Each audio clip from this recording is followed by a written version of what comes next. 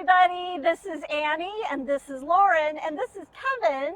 And today we're at the Animal Pad. Welcome to Animal Bond Academy.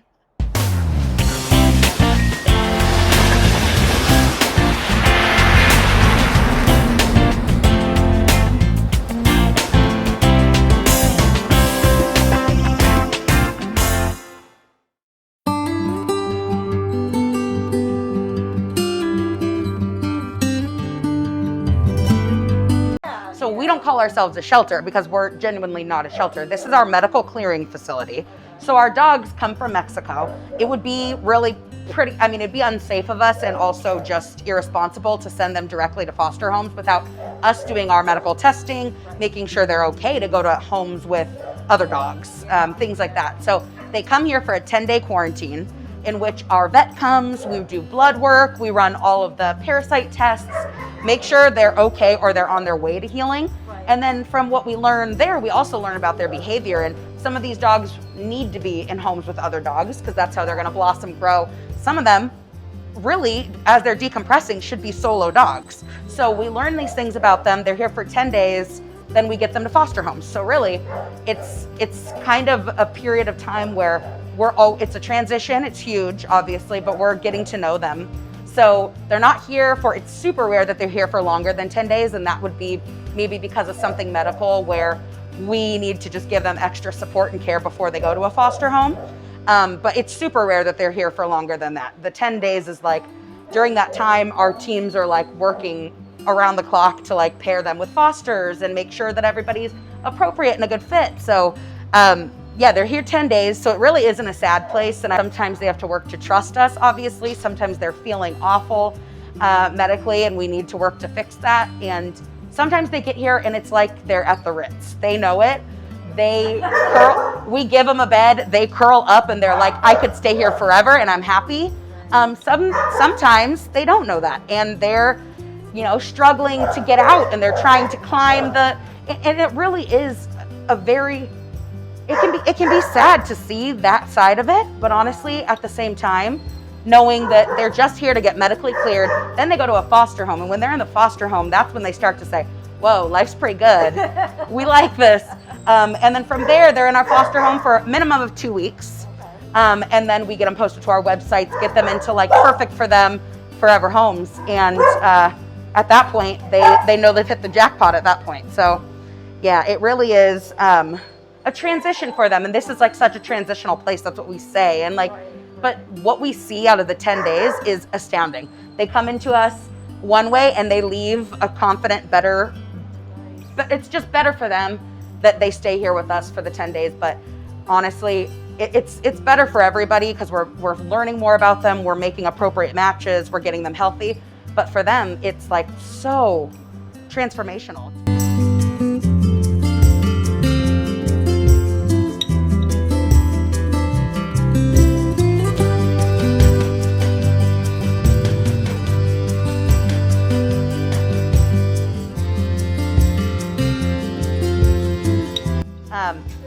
So this is Murdoch. He's 100% blind.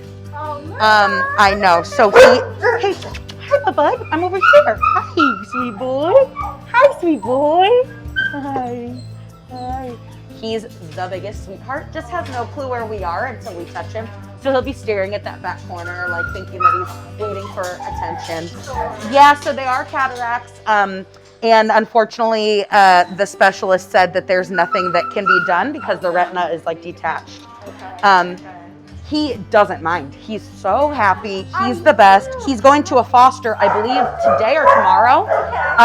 And so we're happy for him to get out of here because, yes, sir. He's excited too. This is a really good place for most of our dogs to be, but then there's certain dogs that have special needs that we just don't want them in an environment like this because it can be stressful for them. So he's one of the ones that we were like, let's get him out sooner than later. We got Gary here. Hi, Gary.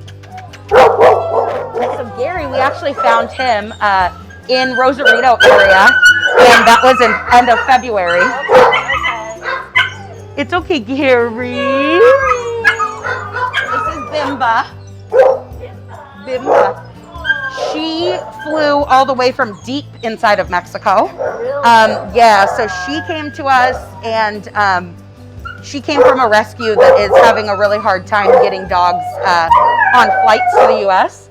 So they call them flight angels. They had someone come into San Diego, and they said, can we just throw 2 dogs on the flight? So we said, yeah. So her and her buddy came. The buddy was named Bo. He already went to foster, and she's going, I believe, tomorrow as well. Some of the dogs have a little barrier reactivity, so we always will put the blanket to try to make them feel comfy. But this is Aries. She's a super good girl. Oh, hi, ma'am. Hi, mamas. Yeah, you're good. Yes, you're a good girl. You're a good girl. So Hattie was one that was just dropped off to us last week too by an owner who sadly she's living out of her car right now. She's a young girl.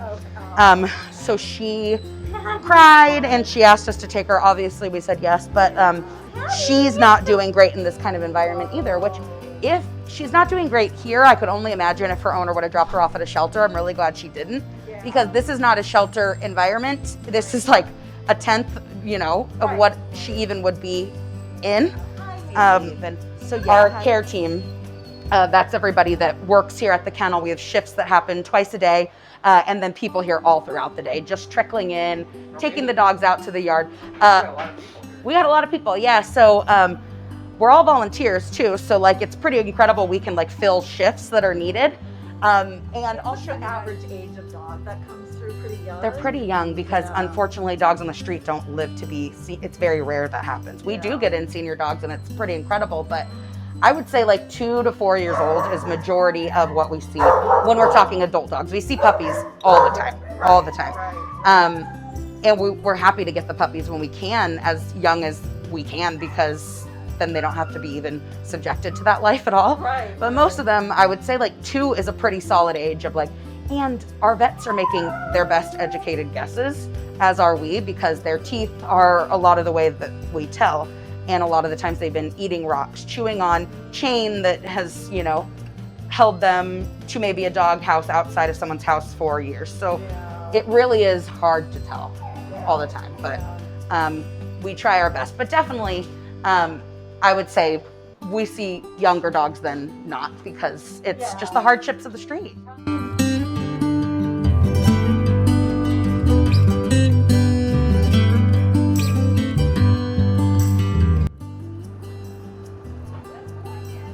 Where's Kevin?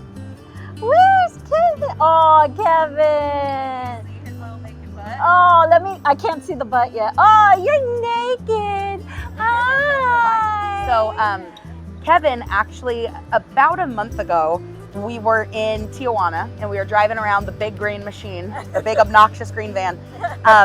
And it's a blessing and a curse to have a van that's as obnoxious as we do. The blessing of it is that some guys pulled up, and it's pretty embarrassing that I don't speak Spanish for how often I'm actually in Mexico. Un poquito, like I speak a little bit, but so yeah, we were out with a bunch of our rescue partners that live and rescue from the streets of TJ. And so a lot of the times, the way we do things when I can't be down there is, we'll get a call to action from a dog that needs help, and I will send it to them and say, hey, if somebody can go get this dog, like, we'll obviously cover medical, and then we'll be able to bring here as soon as possible. So there are so many hands in the pot and so many people helping. Kevin, luckily, we were down there and we were in the van. We were driving around street feeding street dogs, and a car, all of a sudden, like a little sports car, pulls up with like 4 guys in it. And they're just yelling at us in Spanish. And I'm like, uh-oh, this could go one of a couple different ways, right? I know. And one of our rescue partners is like, hey, they said that there's a dog that needs help, like to follow them. So I just speed off in the van following this car to we don't know where. Yeah. We don't know these guys. And they bring us to a park that has like a canal running through it, but really it was a sewer. A sewer, okay. And he was there in the middle of an open sewer, just laying. Couldn't get up. We didn't know what had happened. We later found out he was hit by a car and either drug his own body there, and then, or there was also speculation that people actually placed him there, which sounds absolutely ludicrous, but happens quite often. Not knowing what broken bones he had, what he had going on, we had to really carefully lift him up and stabilize him, get him in our van. We took him straight to the emergency hospital that we work with in Playas, in Mexico, and he was there for a while. He had an MRI. Turns out he's got a shattered pelvis. A lot of things were wrong with this guy.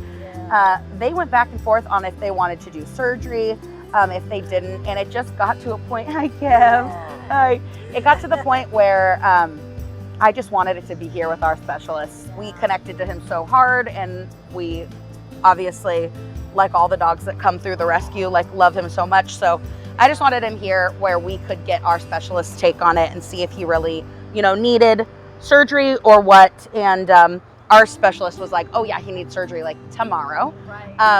So he had an FHO surgery to remove the femoral head from this side here. And that was like 2 days ago, and he's up and walking and doing amazing. Yeah. I thought I was going to walk into a pretty pathetic sight for this guy, and he's doing so good. So good. And I mean, just to put it into perspective, in 2019, we rescued close to 365 dogs. That was our goal, was a dog a day. We called it 365. We were just shy of that by like a few dogs. So we were in like the 360s range in 2019. In 2020, we did almost 1,300. So we quadrupled what we did before, and being able to do that was, I mean, obviously the stress just increases because we're taking on more medical dogs. We are the dogs that we, used to have to say, oh my gosh, like we don't really say no, to be honest. So it doesn't sound right to say the dogs we used to have to say no to, because we would always figure it out. But having this facility has allowed us to take in dogs that need immediate care and not put anybody at risk, not put any personal owned dogs at risk, and let us be able to help them the way that we want to and the way that they need.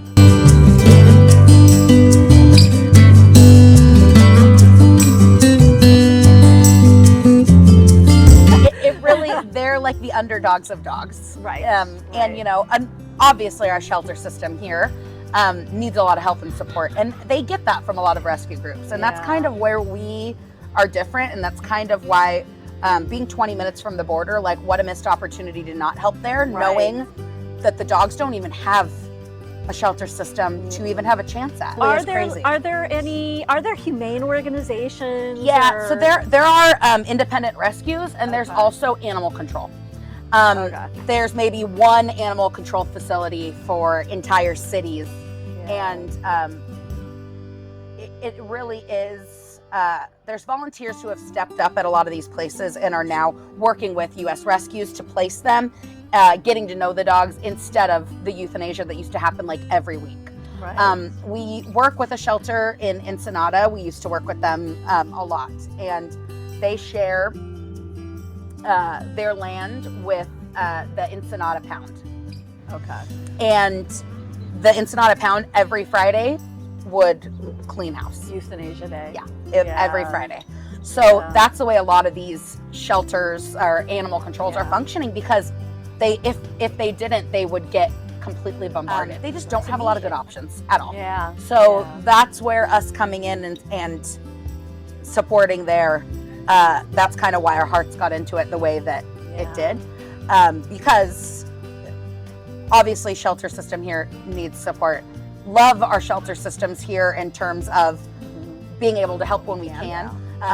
But Mexico, they don't have the luxury of even being on an adoption floor majority of the time with people to see them. It's like, it's just much different. So, best dogs I've ever met. But so you get up in the morning. So do you have specific days that you go to Mexico? No, it's totally on a whim when it's needed. Sometimes I can pre-plan things, but as as we've seen every day forever, Yeah. the days never go as planned. I know. The days never go as planned. We can never know. Anytime I know I'm going into Mexico, I'm like, okay, we'll be back in 4 hours. Like that's like, well, it never ever. Like, hey, see ya. Like maybe see you tomorrow. Probably. I'm like, you're right. So yeah, it's we go down there on a whim when a dog. One day we went down randomly because there were 2 dogs that we committed to helping, and we had found them a safe place to stay. So we thought in Mexico until they could get transported to us by some of the rescuers we work with down there. And then I get a random message saying, if you don't pick them up today, they're going on the street. So what do? We jumped in the van and we got down there, which we are super lucky to have a rescue vehicle. But of course, there are so many costs that come with that in itself, you know. Like we mentioned, paying for gas, paying for maintenance on a vehicle. Yeah. I mean, you know, it all adds up, but we're lucky to have it because that's how we have Sentry on it. So it does save time and energy, but it is, there's always something going on. There are days when I can plan ahead of time. But like kind of with this, I tell anyone who wants to like be a part of the actual action and like boots to the ground, like clear your day. We never know what's going to happen. Yeah, and don't really, like, we can't estimate, and we also kind of have to go with the flow a little bit. Yeah. So, kind of having that type of personality where we're going to know a little bit about how today is going to go, but we're not going to know a lot. And you got to be okay with that. Yeah. Yeah. And of course, because you can't take every single dog you see. Right. So that's the hard part a lot of the time is like kind of picking and choosing who we get to help and whose fate changes completely. And that to me is the hardest part because I don't want to be that decision maker. No. Because I would take them all, you know? So really we have to sometimes go with who needs us the most. Does a dog look well cared for on the street? I mean, the standards are different, obviously, but is this a dog that like has some open wounds and like needs attention? Or has that or is this a dog that's TBT exactly TBT? Yeah, or is this a dog that is romping around, smiling? Like we have some sardines and some, you know, disgustingly good smelling things that they want to come over and you know, entertain us for a while with, but then they go happily trot back down the street. We all connect to different dogs. And sometimes there'll be a dog where I'm just like, I know this dog doesn't necessarily look like it needs me today, but this dog, I feel such a connection that I have to. And that just randomly happened when we were down there recently. There was a pack of 7 dogs. Yeah. All were male except for 1 female, and she was probably about 4 months old. Honestly, could not stop looking at the puppy and being like, if we don't take her, 2 months, 2 months from now, she's gonna be pregnant for the first time. Right. 2 months from then, she'll have her first litter. Yeah. And it's just gonna cycle, and the litters are gonna be on the streets. Yeah. And you know, so we luckily ended up speaking to somebody who came out of one of the houses, and 4 of the dogs were hers, all unneutered. We asked if we could neuter them. She agreed. So that's something that our rescue partners in TJ are now working with her to get them into the neuter. Nice. So that's awesome. Nice. Then the 3 that were not hers, including this female puppy, she said, oh yeah, they were abandoned. You guys can take them. So I looked at the team and I was like, listen, I know we're at capacity at the facility, but I can't in good conscience do this.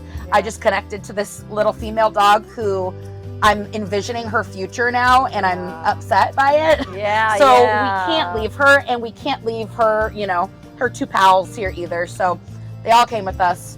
And just that simple action of like, we're going to figure it out. We're going to make it work, which is a lot of the times our mentality. Yeah. I don't even know how many litters we just stopped from happening. Preventing that from happening was like one of my biggest wins. And she didn't look like a dog that like was screaming that she needed us.